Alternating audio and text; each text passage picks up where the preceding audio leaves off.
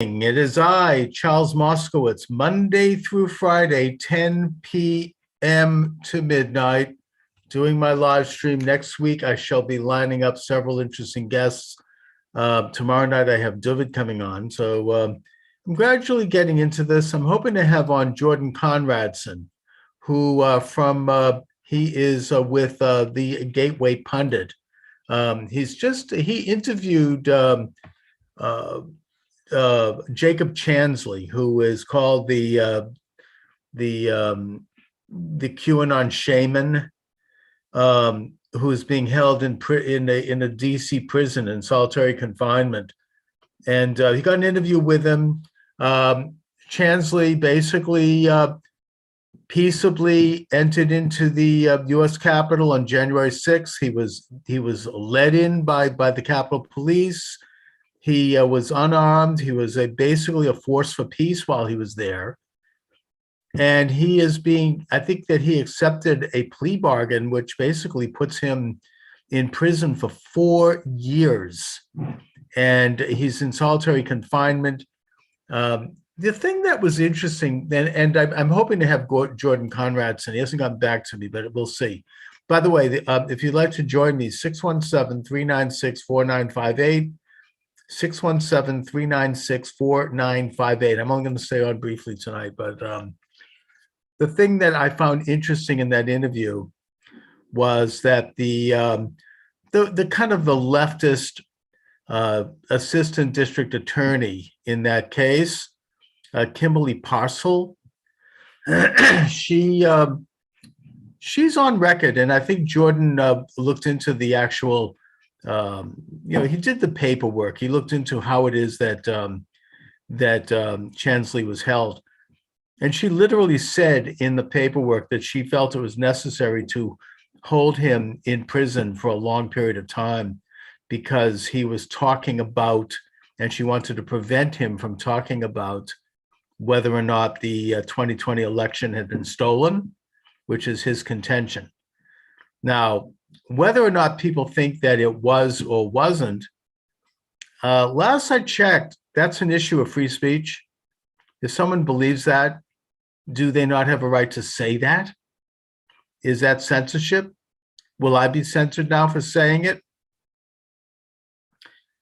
My response to that basically is that we don't know for sure whether it was or whether it was not. There were a lot of things that were going on at that time that it seems to me would require an investigation. And those who claim that this was not the case and that it's ridiculous and some kind of nutty conspiracy theory, and putting aside the fact that over 60% of Republicans polled then and now say that they believe the election was stolen. And I would suggest the number is probably a lot higher than that, but when people are called by pollsters, they're afraid to come out and say that because you see things like Jacob Chansley being held in prison now for 4 years, and you see people getting picked up, and just all this fear about your name ending up on a list somewhere. So people don't answer that question honestly. But even in that context, with 60% on average of Republicans believing this, and probably about 25 to 30% of Democrats, and growing numbers of independents, it seems to me that the solution to that, assuming that this election was so pristine, is to have a full forensic audit of all of the states in question. And that way we could put it to sleep because nobody knows for sure. I don't claim to have absolute knowledge of that, but I feel that I am certainly suspicious based on a lot of factors that I observed both during the election itself and based upon things that I believe to be the case with regard to the enemies of Donald Trump. And so, therefore, let's have the audits and let's stop demonizing people who are having the audits. I mean, The audit that happened in Arizona, it was demonized. Why? I mean, audits are things that are supposed to happen all the time in elections, and they do, if there's any question. So, if the election is so perfect, have the audit. I'm not saying decertify. I'm not saying change the results. I think that it's just simply a matter of getting to the truth. I think the American people want the truth, and we should leave it at that. So the fact that Jacob Chansley would still be held in prison because he believes this and because he stated this, that is a scandal. That is something that should never happen in this country. That's what communist countries do. I just want to talk about a couple of more quick things. The business of him being called the QAnon shaman, apparently it was a nickname that was given to him by Alex Jones, he claims. And the QAnon theory, the basic premise of it, again, I mean, there's probably some pretty wild and rather nutty stuff that's come out of that, and I don't trust it because we don't know who's behind it. I like to see someone sign something and put their name on it. But it seems to me that the consistent theme there, and I want to be careful here because I don't want to get censored, is that there is a pedophile ring at the very highest levels of the Democratic Party and Hollywood and some of our media elites and just some of our elites in general. And, there's all this kind of wild speculation of what that means. And it's probably most of that stuff is not true. I don't think people are eating babies. I mean, I don't believe any of that. But the basic idea that there might be a problem with pedophilia at those levels and possibly other practices and beliefs, to me, seems to be a reasonable thing to at least investigate. I don't know if it's true, and nor do I claim it's true. But we do know that there were emails uncovered from a certain powerful Democrat who was involved in spirit cooking and stuff like that. And according to the emails that were released. And there's also Jeffrey Epstein and the trial right now with Ghislaine Maxwell, which I think is one that is including a lot of cover-up. I say that as a suspicion only because the chief prosecutor in New York is the daughter of Comey, and Comey was a cover-up artist. I mean, he did nothing about the Hillary Clinton emails. He was kind of like tried to undermine Trump. I mean, he was, he's involved with the whole FISA thing. It's a little too much to get into right now, but the point is that the fact that his daughter is the chief prosecutor does not fill me with confidence that we're ever going to get to the bottom of that mess. And it seems to me that that's a situation where you could find out whether or not some of this stuff about pedophile rings and practices that are unsavory at best might be true. But there are very powerful people who would want to cover that up. I just will simply point out that let's not just demonize anyone who speculates on those things, and that there are some very good reporters who have looked into that and they've had their careers destroyed. I'm not going to mention names, but there are two in particular that I happen to admire. So, I think that we need to be careful when we see people being so demonized and ask ourselves why. I mean, what is so horrible about that kind of speculation? All right, I don't want to say more. I'm already saying too much, probably. I'm reading a book for my wife and I are in a book club, and we're reading a book called Once We Were Brothers, and it's a Holocaust story. And the only thing that I found interesting about it is that the main character was a young man in Poland, a young Jewish man growing up in Poland in the 1930s, in the early years of the Nazis. And he had, as in the house as a boarder, a young Christian man, and they became very close friends. But what's interesting to me in the book is they describe the rise of Nazism in Germany. And the thing that I found particularly interesting in its characterization of that is that you had in Germany in the 1920s, and particularly once Hitler was in power, these gangs of unruly thugs, that were eventually organized in the form of the brown shirts. And you also had gangs of communist thugs.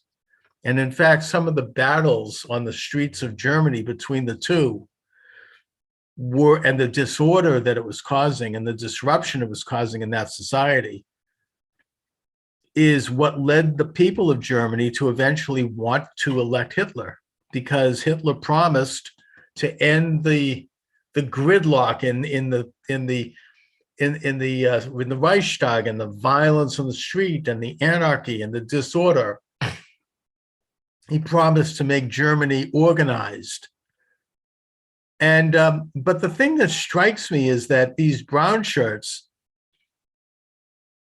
they remind me of Antifa and some of the elements of the BLM, in the burning and the looting of businesses and the burning of neighborhoods and the showing up and disrupting law and order and violence, and doing it usually under these slogans of rightness and wanting to overthrow the social order. And that the reason they succeeded in Germany was because they were endorsed, first implicitly, but eventually explicitly, by the government, particularly once the Nazis came to power. And to a certain extent, the Antifa and elements of the BLM that were looting businesses, particularly our minority businesses, and burning neighborhoods, particularly minority neighborhoods, in the summer of 2020, they had the endorsement of the Democratic Party, not openly, not explicitly, but implicitly. And that included people in the media that were their friends and lackeys, and much of their institutional establishment. And that was the same problem with the Nazis in the early days of the Hitler regime. Except once Hitler came to power, it wasn't implicit, it was explicit. And they became the shock troops of the state. Lenin did the same thing with the Cheka. They became the shock troops of the Communist Party, of the Bolsheviks. And they had a license to go in and break stuff and hurt people who were seen as enemies of the state, however that is defined. So I just want to mention that this particular book, the description of the Nazis in Germany, reminds me of Antifa. And at that time, Poland was not Germany. They did not have that kind of, first of all, they didn't have that kind of anti-Semitism, at least not openly. And there was generally the belief that, oh, this could never happen here, on the part not only of the Jews but of the Poles themselves. And there was kind of a suspension of belief that these sorts of disorders couldn't happen here. And one of the lessons of it is that, and it's something that I write about in my book, Sociology for Conservatives, it's a phenomenon called collective effervescence. It's when people engage in happy think. They become wrapped up in kind of like a movement that tries to whitewash bad stuff because we don't like to think about bad things, and enhance good things. It's like an elevated feeling. And I think that was taking hold in Poland in those years, to the point where the Poles really believed that Nazi Germany would never attack them because they had a sense of hubris that had nothing to do with reality. Anyway, so I'm going to leave it at that. Those are my thoughts on that. And I just want to finish by saying that I want to talk a little bit about Russia, amassing troops on the border of Ukraine, and our present regime and the Biden administration engaging in some saber rattling. I don't think that this country needs to have another war. I'm not a pacifist, but I don't believe that we have any business getting involved in a war to defend Ukraine. I think it's a war, first of all, on a practical level, and I'm certainly no military strategist. But when you look at a map of Ukraine, that would be a war that we'd lose, because Ukraine has something like 1,000-mile border with Russia, and it's a flat country. If Russia wants to invade Ukraine and they want to conquer Ukraine, and I don't think they will, but if they did, they will do it, and they'll do it pretty easily. I don't think that, I think we'd lose if we got involved in that sort of a venture. Now, that's sad, but I think that's simply an observation of truth. But more fundamentally, I heard an interesting analysis by Rahim, what's his name? He used to be with Breitbart News. Now he's with Bannon. Rahim. I can't remember his name now. Where he noted that in 2014, the European Union and NATO basically influenced behind the scenes a coup d'etat in Ukraine. At that time, you had Yanukovych was the president of Ukraine. He was not a good guy. He was corrupt. He was weak. He was probably too pro-Russian. But he was elected. That was the legitimate government of Ukraine. And he was overthrown. He was driven out of his office by a group that had the backing of the European Union and NATO, with the idea that Ukraine would join NATO and that they would become a part of the European Union. In a way, you could describe this, Rahim Sahan. Anyways, you could describe this as, European Union imperialism, overreach, that the European Union wanted to grab up a piece of the former Soviet Union, and that NATO wanted to move their forces in there as well. And Russia responded to this by occupying Crimea and fomenting revolution or fomenting violence and military activity on the eastern border of Ukraine, where you had ethnic Russians, the Donbass region. And that's what's happening now. And they're continuing to inch their way in.